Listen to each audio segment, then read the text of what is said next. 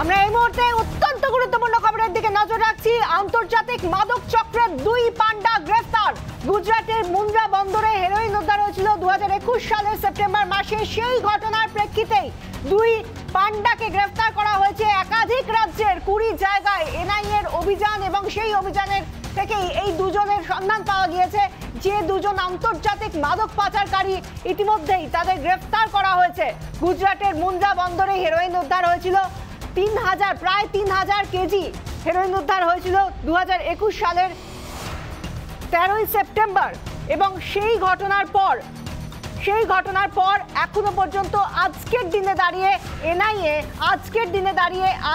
আজই এনআইএ 20টি জায়গায়, দেশ জুড়ে 20টি জায়গায় তারা বিভিন্ন রাজ্যে এনআইএর অভিযান চালিয়েছে এবং দিল্লি থেকে গুজরাট, পাঞ্জাব, পশ্চিমবঙ্গ এই সমস্ত জায়গায় রেড করেছে এনআইএ। এবং দুজন মূল অভিযুক্তকে, দুই মূল পান্ডা যারা আন্তর্জাতিক মাদক চক্রের পান্ডা বলে জানা যাচ্ছে, তাদেরকে গ্রেফতার করা হয়েছে। একাধিক রাজ্যের 20 জায়গায় অভিযান চালায় এনআইএ। গুজরাটের মুন্দ্রা বন্দরে হেরোইন উদ্ধার করেছিল এনআইএ 2021 সালের 13ই সেপ্টেম্বর। প্রায় 2988 কেজি হেরোইন উদ্ধার করেছিল এবং সেই উদ্ধারের ঘটনার পর তার প্রেক্ষিতেই আজ 20টা জায়গায়, দেশের বিভিন্ন রাজ্যের 20টি জায়গায় এনআইএর অভিযান চলে এবং সেই অভিযানে ইতিমধ্যেই আন্তর্জাতিক মাদক চক্রের দুই পান্ডাকে গ্রেফতার করেছে এনআইএ। যা জানা যাচ্ছে তাদের নাম হরপ্রীত সিং তলওয়ার এবং কবির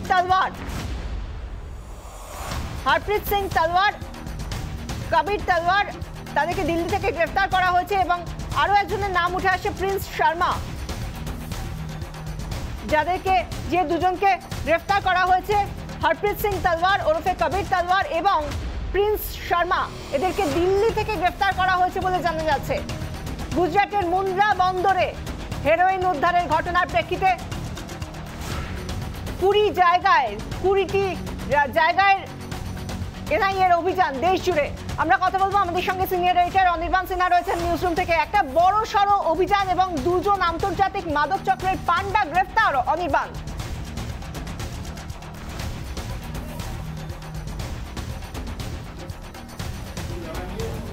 অনির্বাণ শুনতে পাচ্ছ? একাধিক রাজ্যের 20টি জায়গায় এনআইএর অভিযান চালানো হয়েছে। আন্তর্জাতিক মাদক চক্রের দুই পান্ডা গ্রেফতার হয়েছে।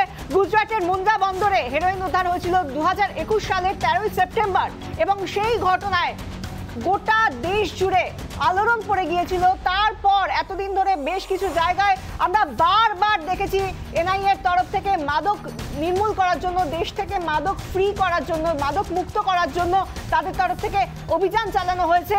কখনো স্বরাষ্ট্রমন্ত্রীর তরফ থেকে বলা হয়েছে যাতে মাদক নষ্ট করে দেওয়া হয়। যে কোনো জায়গায় যেখানে যেখানে অভিযান চালানো হয়েছে আমরা দেখেছি একযোগে বিভিন্ন রাজ্যের বিভিন্ন জায়গায় ভার্চুয়ালি কিভাবে দেখানো হয়েছে যে একসঙ্গে এনআইএর তরফ থেকে সমস্ত কিছু পুড়িয়ে দেওয়া হচ্ছে, ধ্বংস করা হচ্ছে সেই বিপুল পরিমাণ মাদক। এবং তারপর বড় সড়ো একটা সাফল্য এনআইএর তরফ থেকে বিভিন্ন জায়গায়, দেশের বিভিন্ন রাজ্যের 20টি জায়গায় এনআইএর অভিযানের মাধ্যমে এনআইএর বড়সড় সাফল্য, যেখানে আন্তর্জাতিক মাদক চক্রের দুই পান্ডাকে গ্রেফতার করা হয়েছে। গুজরাটের মুন্দ্রা বন্দরে হেরোইন উদ্ধারের ঘটনার পর যে অভিযান, সেই অভিযানে বড়সড় সাফল্য এনআইএর। দিল্লিতে থাকা আফগানদের মাধ্যমে চলতো মাদক পাচার এবং যে দুজনকে গ্রেফতার করা হয়েছে তাদেরকে দিল্লি থেকে গ্রেফতার করা হয়েছে বলে জানা যাচ্ছে। এবং দিল্লিতে আফগানিস্তানের যোগও পাওয়া যাচ্ছে, নার্কোটিক যোগ পাওয়া যাচ্ছে। অর্থাৎ আফগানিস্তান থেকে এই হেরোইন বা মাদক পাচার হতো এবং সেই পাচার হওয়া মাদক আসছিল কোনোভাবে এসেছে দিল্লিতে, দিল্লি থেকে তারপর সেটা গোটা দেশের বিভিন্ন জায়গায় ছড়িয়ে পড়েছে এমনটাই প্রাথমিকভাবে মনে করা হচ্ছে। 2988 কেজি মাদক উদ্ধার হয়েছিল, হেরোইন উদ্ধার হয়েছিল মুন্দ্রা বিমানবন্দরে, গুজরাটের মুন্দ্রা বিমানবন্দরে। এবং তারপর দেশ জুড়ে আলোড়ন পড়ে গিয়েছিল। আন্তর্জাতিক মাদক চক্রের দুই পান্ডাকে গ্রেফতার করে একাধিক রাজ্যের 20টা জায়গায় এনআইএর অভিযান হয় এবং তারপর এই দুই পান্ডাকে গ্রেফতার করা হয়েছে। বড়সড় সাফল্য। এত বড় দুজন যাদের মাধ্যমে গোটা র্যাকেটটা চলতো, মাদকের র্যাকেট, সেই র্যাকেটে এবার এত বড় একটা সাফল্য পেয়েছে। আমাদের সঙ্গে এই মুহূর্তে রয়েছেন আমাদের নিউজরুম থেকে সিনিয়র এডিটর অনির্বাণ সিনহা এবং আমাদের সঙ্গে আমাদের রিপাবলিক নেটওয়ার্কের সিনিয়র এডিটর শাওন সেন রয়েছেন। শাওন, প্রথমেই জানতে চাইবো তোমার কাছে যে ঠিক কি লিড পাওয়া গেল, এনআইএ এর তরফ থেকে দুজনকে গ্রেফতার করা হয়েছে, কি জানা যাচ্ছে? ন্যাশনাল ইনভেস্টিগেশন এজেন্সির কিন্তু এটা খুব বড় একটা ইনভেস্টিগেশন। মুন্দ্রা পোর্ট থেকে 3000 কিলোগ্রাম হেরোইন ধরা পড়েছিল। ডিআরআই কিন্তু এই প্রথমে ইনভেস্টিগেশন করছিল। ডিআরআই এর ইনভেস্টিগেশনের পরে এনআইএ এই পুরো ইনভেস্টিগেশন নিয়েছে। আর এই সময় যে খবর আমাদের কাছে এসছে এটা হলো কি দুটো বড় অ্যারেস্ট হয়েছে। একজনের নাম হলো হরপ্রীত সিং তালওয়ার এলিয়াস কবির তালওয়ার। কবির তালওয়ারের কাছে অনেকগুলো নাইট ক্লাবস এখানে দিল্লির খুব প্রমিনেন্ট নাইট ক্লাবস চালায়। কবির তালওয়ারকে এটা বলা হচ্ছে কি কবির তালওয়ার রেসপন্সিবল এই পুরো ট্রান্সপোর্টেশনের জন্য, যে হেরোইন আফগানিস্তান থেকে নিয়ে বেরোয়েছিল, আফগানিস্তান থেকে ম্যারিটাইম রুট ধরে ইন্ডিয়াতে কিভাবে মুন্দ্রা পোর্টে পৌঁছেছিল। এটা ন্যাশনাল ইনভেস্টিগেশন এজেন্সির এখন যে আপডেট যেটা আমরা একটু আগে পেয়েছি, এটা হলো 20টে লোকেশন যেখানে সার্চেসগুলো করা হয়েছে। এটার মধ্যে পশ্চিমবাংলাও কিন্তু 3টে এরকম লোকেশন যেখানে এনআইএর সার্চেস হয়েছে এই পুরো ড্রাগ হলে কেসটা নেওয়ার পরে। পুরো ডিটেলটা যেরকম বেরোচ্ছে এই সময়, এর আগে আমরা ভাবছিলাম কি এটা কিন্তু এটার পেছনে করার কোনো একটা বড় কোম্পানি হতে পারে, কিন্তু এটা এই সময় যেটা জানা যাচ্ছে এটা হলো কি কবির তালওয়ার নিজে রেসপন্সিবল কিভাবে আফগানিস্তানের হ্যান্ডলার থেকে এই পুরো ড্রাগ কনসাইনমেন্টটা নিয়ে এসেছিল। আমি জাস্ট কোট করছি এই পুরো এই যে ডকুমেন্ট যেটা ন্যাশনাল ইনভেস্টিগেশন এজেন্সি পাঠিয়েছে, যেটার মধ্যে ওরা বলছে কি পুরো স্মাগলিং, হেরোইনের পুরো স্মাগলিং আর ইম্পোর্ট কনসাইনমেন্ট আফগানিস্তান থেকে ম্যারিটাইম রুটে নিয়ে আসার জন্য এর পেছনে দুজন রেসপন্সিবল। একজন হলো হরপ্রীত সিং তালওয়ার আর সেকেন্ড অ্যাকিউজডের নাম নেওয়া হয়েছে প্রিন্স শর্মা। দুজনে কিন্তু দিল্লিতে থাকে আর অনেকটা নাইট ক্লাবস কিন্তু ওরা নিজেই চালাচ্ছিল। স্পেসিফিক্যালি তোমাকে একটা প্রশ্ন করব, আমি এবং অনির্বাণ এই মুহূর্তে কলকাতা নিউজ রুমে রয়েছে এবং তুমি দিল্লি স্টুডিওতে রয়েছো, যে এই যে মুন্দ্রা বন্দর, যে মুন্দ্রা পোর্টে এই বিপুল সংখ্যক যে হেরোইন পাওয়া গেছিল, উদ্ধার হয়েছিল DRI, director of revenue intelligence customs, এবং তার পাশাপাশি এনআইএ যেভাবে তাদের সিজ করা হয়েছিল, এটা কি বিশাল বড় কোনো র্যাকেট যেটা সারা দেশ শুধু নয় ইন্টারন্যাশনাল যে ড্রাগ র্যাকেট তার সাথে কি এটার কোনো কানেকশন রয়েছে?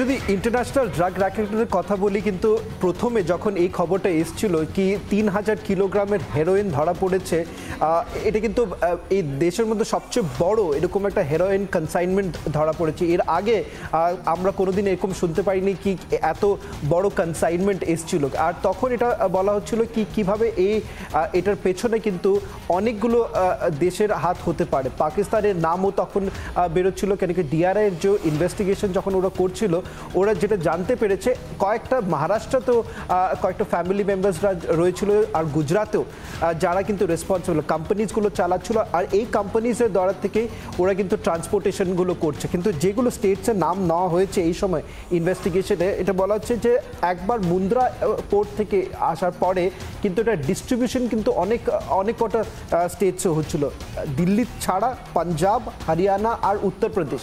এইখানে কিন্তু এই পুরো ড্রাগ কনসাইনমেন্ট পাঠানোর পুরো প্ল্যানিং ছিল। আর সাথে সাথে ইন্টারন্যাশনাল র্যাকেটের যদি কথা বলি, আফগানিস্তান ছাড়া পাকিস্তান থেকেও যে কনসাইনমেন্টগুলো আসে আর এই কোম্পানিজগুলো যেগুলো রেসপন্সিবল এই পুরো ড্রাগ কনসাইনমেন্টের জন্য, এই পুরো কনসাইনমেন্ট এই পুরো র্যাকেটটা কিন্তু কোথাও না কোথাও যেভাবে ন্যাশনাল ইনভেস্টিগেশন এজেন্সি এই সময় দেখছে, ওরা চাইছে কি পুরো এই র্যাকেটটা কিন্তু বেরো। আর এটার পেছনে কারা কারা রেসপন্সিবল, এর আগেও কয়েকটা অ্যারেস্ট হয়েছে, কিন্তু এই অ্যারেস্টের মধ্যে যেটা এখন বেরোচ্ছে কি কিভাবে কিন্তু এটা কিন্তু প্রাইভেট কনজামশন আর কমার্শিয়াল কনজামশনের জন্য অনেকগুলো নাইট ক্লাবসের ডিস্ট্রিবিউশন হওয়া শুরু করছিল। আর এটা কবে থেকে চলছে এটা কিন্তু ন্যাশনাল ইনভেস্টিগেশন এজেন্সি এখন ইনভেস্টিগেট করার চেষ্টা করছে। অর্থাৎ শ্রাবণ যে কথাটা বললো, অনির্বাণ রয়েছেন আমার সিনিয়র এডিটর আমার সঙ্গে।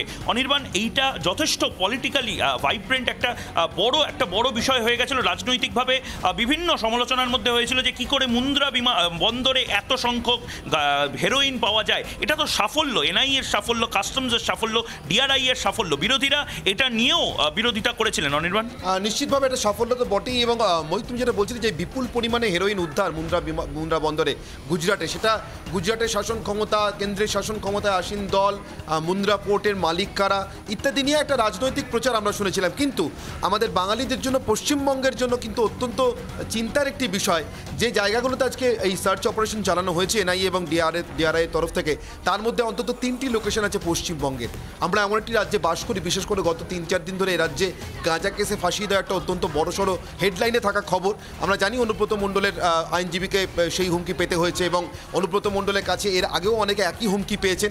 এ রাজ্যের মানুষ, এ রাজ্যের বিরোধীরা এবেলা এমন হুমকি পেতে অভ্যস্ত আমরা এটা শুনে এসেছি। কিন্তু তার বাইরে, অর্থাৎ এই রাজনৈতিক অভিযোগ চাপানুতরের বাইরে, যেটা গুজরাটের মুন্দ্রা বন্দরে ধরা পড়ার সময় ছিল, আমি বলছি এর অনেক ঊর্ধ্বে পশ্চিমবঙ্গের 3টি লোকেশনে সার্চ অপারেশন চালানো এনআইএর এমন একটা বিপুল কনসাইনমেন্টের ড্রাগ যেখানে ডিস্ট্রিবিউট হতে পারতো, মানে 3000 কেজি হেরোইন এসেছিল, যার একটা অংশ নিশ্চিতভাবে এখানেও আসার কথা ছিল, যেমনটা শাওন বলছিল, দেশের বিভিন্ন প্রান্তের মতো পশ্চিমবঙ্গ পৌঁছানোর কথা ছিল, এবং সেই লক্ষ্যেই কিন্তু, সেই কারণেই কিন্তু আজকে 3টি জায়গাতে 3টি লোকেশনে পশ্চিমবঙ্গেরও সার্চ অপারেশন চালানো হয়েছে।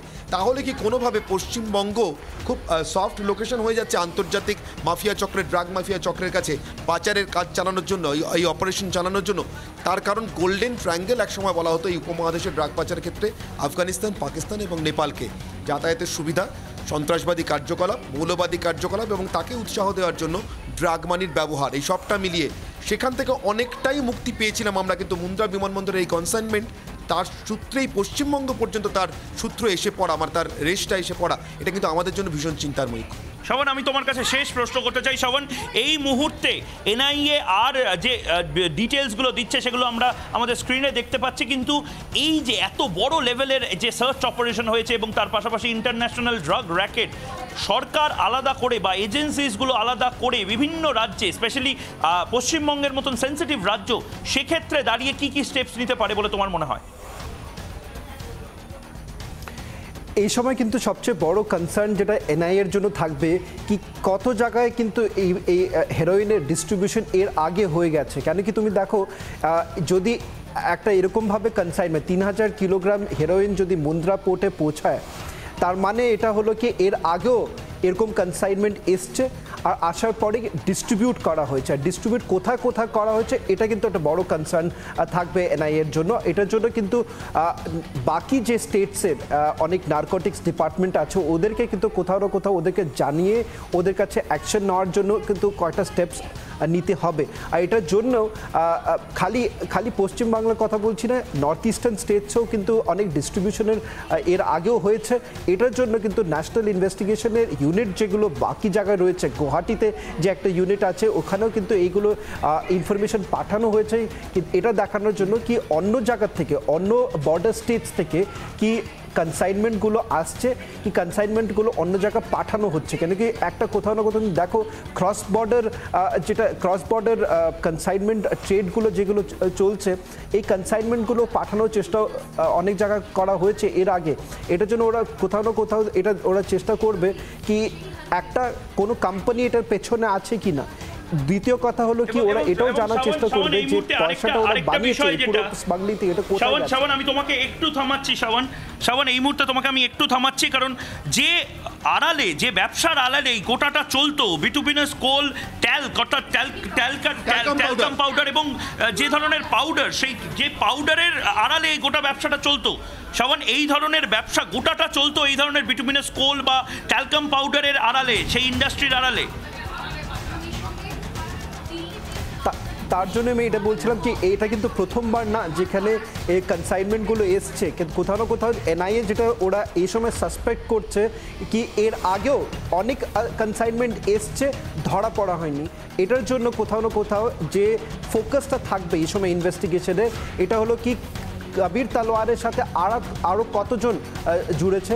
আর এটার সাথে বাকি কোনো আলট্রা গ্রুপস যেগুলো অপারেট করছে নর্থ ইস্টার্ন স্টেটস থেকে আর বাকি জায়গার থেকে ওদের সাথে কি লিঙ্ক রয়েছে এটা কিন্তু জানার ওরা চেষ্টা করবে। তুমি যদি দেখো কবির তালওয়ার কিন্তু একটা ইজ ওয়েল নোন সোশ্যালাইট দিল্লির সার্কেলসের মধ্যে, নিজে কিন্তু অনেকগুলো নাইট ক্লাবস ও নিজে চালাচ্ছিল। যদি নাইট ক্লাব যারা চালাচ্ছে ওরা যদি রেসপন্সিবল এই পুরো ট্রান্সপোর্টেশনের জন্য আর কিভাবে ওরা ট্রান্সপোর্টেশনে কনসিল করার চেষ্টা করছে, তাহলে তুমি এটা ভাবতেই পারো কি এর আগেও অনেকগুলো এরকম কনসাইনমেন্ট এসছে আর এইগুলো কনসাইনমেন্ট আসার পরে অনেকগুলো স্টেটসে ডিস্ট্রিবিউট করা হয়েছে। কয়েকটা স্টেটসের নাম আজকে কিন্তু ন্যাশনাল ইনভেস্টিগেশন এজেন্সি নিজে রিভিল করছে কি দিল্লি ছাড়া পাঞ্জাব, হরিয়ানা, উত্তরপ্রদেশ সব জায়গায় কিন্তু এইগুলো কনসাইনমেন্ট এইগুলো হেরোইন কিন্তু ডিস্ট্রিবিউট করা হয়েছে। এই জন্য ওরা এটা জানতে চাইবে কি কোম্পানিজের থ্রুতে পয়সাটা কোথা থেকে আসছে, এই পয়সাটা কি অন্য জিনিসের নার্কো টেরোরিজমের কথা যেটা বলা হয়,